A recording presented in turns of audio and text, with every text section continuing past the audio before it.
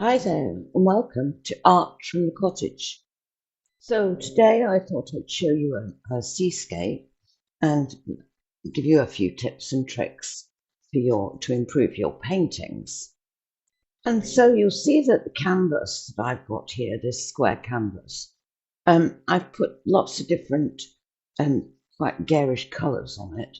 And the reason for that is I've just used up any old paints that I've got, acrylic paint.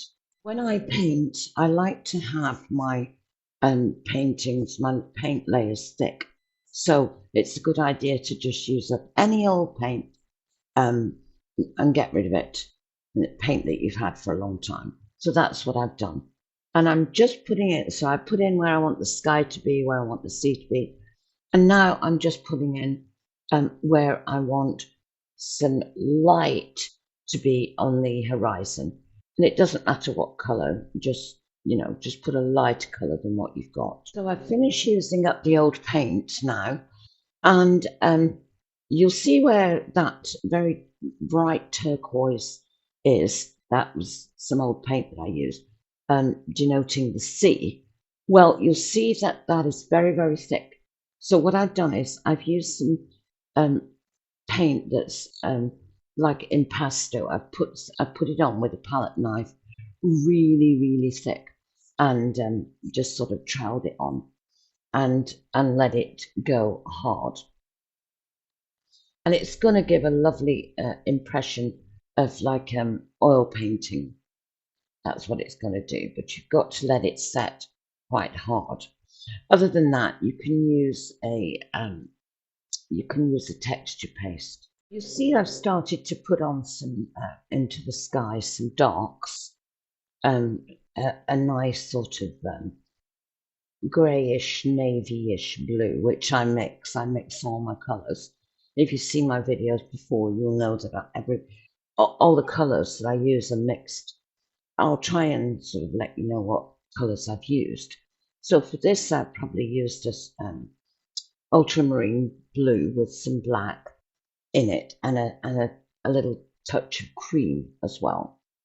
Okay, so the colours that I've used in the old, the old paint that I used was primary magenta, some ultramarine, just general, just bits and pieces that I want to get rid of and to build up my layers. But the main paints that I used are ultramarine, cerulean blue, a cold grey, black cream white, burnt umber, raw sienna, raw umber, cobalt blue, indigo blue, yellow ochre, and I've also used, towards the end, I'm going to show you a little trick, and that involves some pastels. So I've just mixed some burnt umber, some black, and a little bit of ultramarine blue, just a little bit.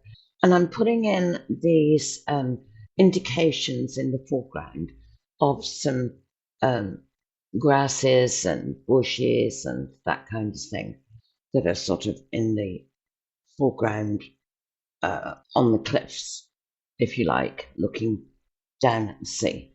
So just get a fan brush and just put some marks in, just random marks like grasses and bushes and things. You can refine them later.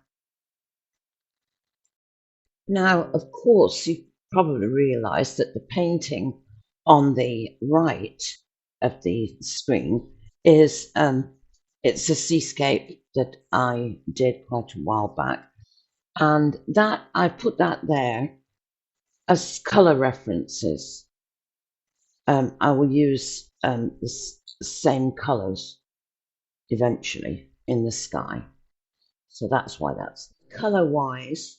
That is my favorite. That is a favorite painting, and they are some of my favorite colors to use in a seascape. So I'm just putting in some white where the surf is going to be. It'll completely change. I'm not liking that light color for the sea, so I'm probably going to change that. But it just gives me a good idea on how the painting is looking.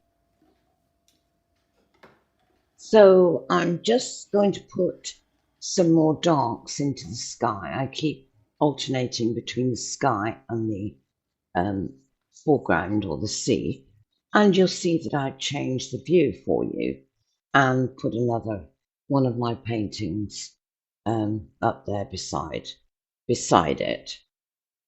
Gives me a bit of inspiration for skies and colours and that kind of thing. So, so I'm just adding more colours into the sky, some darks and different colours.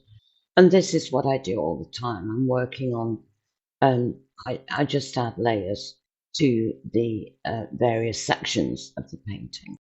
So I quite often have to work with two brushes at one time.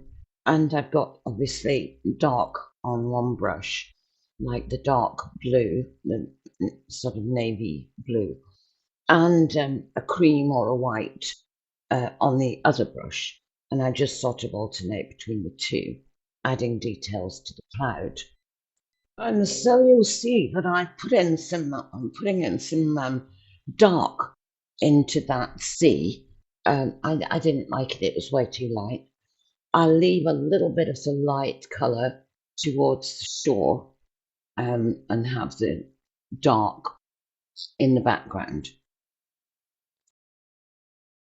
And I'm going ahead and putting in some, I'm going to put some surf into that dark sea. I like to get a feel for how it's looking. I can change it, you know, I could put a bit of dark over it or whatever, but anyway, I like to put it in there, and I think you should do that too. It gives you a feel of how the painting is evolving, really. And it also gives you a feel for how good or how bad something is looking. You know, could you improve it? Would it be better darker? As in this case, the sea was very light. Would it be not? Would you leave it like that, or would you make it darker? And sometimes I've made it darker and preferred it the other way. So you can, with acrylic paint, you see, you can just let it dry and just go over it and put in the light again. It just depends. So it's good to just change things around and see which looks best. So the surf that I put in there, another tip that I've given before, I think, but for the new people, if you leave your paint for a few hours, even overnight, your white paint, and just put like a saucer over it or something, and it's nice and tacky and thick and sort of gloopy, and that's what you want if you want to do some waves kind of thing. Now, this is another little trick. Pastels. You can use these if you want to, if you think, oh, that would be better lighter. Hang on a minute. So if you think it would be better lighter or darker, whatever that section that you're working on, and you don't want to wait for your paint to dry, you're too impatient for that. So what you can do is you can just get some pastels and put pastel over it, and that will automatically change it. That will just, and the thing is, you can, if you don't like that, you can just wipe it off because it's like a chalk. So you could just wipe it off with a damp cloth. But what I find really useful, and you'll see me doing it here, I like the different colours that you can put in. Like in the foreground, you can put some, I think I put some lilac and some, you know, green and some different colours of pastel. And the beauty of it is, if you like it, just leave it there. Sort of mixes with your acrylic in a way. And if you're going to varnish your painting, just varnish over it, and it's lovely. And I use them all the time.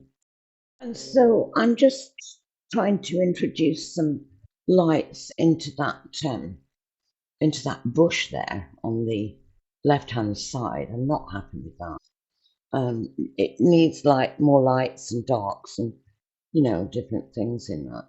And of course, you can always, another tip for you, you can always let the whole thing dry. And then if you've got a light colour underneath it, you can just scratch something, um, a palette knife or something, or even if you're careful, like a craft knife, and scratch it into the paint, and it gives a really lovely effect, like grasses. But anyway, you'll see me put some pastels into that foreground in a while, and you'll see how nice it looks. Different colours, even like a lilac or a purple. So I put some pastel into the painting, and it's all in the foreground. It is, and then you see that on that left hand side, I put some green pastel, and then I go over it with some cream acrylic, just to sort of give the impression of grasses. And I use the back of the palette knife for that, just to give like little um, little blobs. So I think you'll find that if you do use pastels on one of your paintings, it'll just be a handy little tip for you to lighten or darken or inject a bit of colour. And you can always just, because they're like a chalk, don't use the oil pastels, by the way. Um, just use the chalk pastels, and you can just wipe them off, or wipe some of them off, um, you know, a portion of them off, and that's what I do. I usually keep some of it and go over with a bit of acrylic paint. And you can also go over it if you varnish your painting, you can just go over it, and it really does bring out the colour, and it really does look nice. So, hope you enjoyed that little tip. And so we're coming towards the end of the painting and the end of the video, and I hope you've enjoyed it and gained something from it. That'd be nice. And if you have, it would be lovely if you would press the like button, thumbs up button, and also if you decided to subscribe to my channel, that would be lovely. So with that, I'll say thank you for watching and bye for now. And as always, love from Cornwall.